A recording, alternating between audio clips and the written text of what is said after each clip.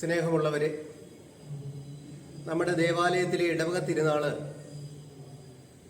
ഈ മാസം 15-ാം തീയതി ആരംഭിച്ച് 22-ാം തീയതി ആഘോഷമായ ദിവ്യബലിയോടും പുതുക്കി പണിത ദേവാലയ ആശീർവാദത്തോടും കൂടി സമാപിക്കുകയാണ്.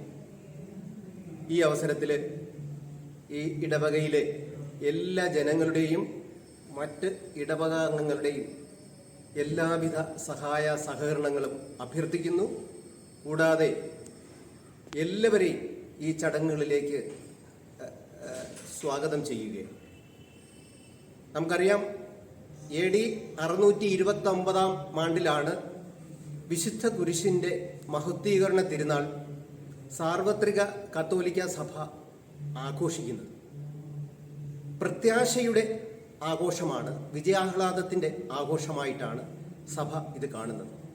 ആയതിനാൽ നമുക്ക് പ്രത്യാശയുള്ള ഒരു ജീവിതം കെട്ടിപ്പടുക്കാം. തിരുനാളിൻ്റെ എല്ലാ മംഗളങ്ങളും ആശംസിക്കുന്നു.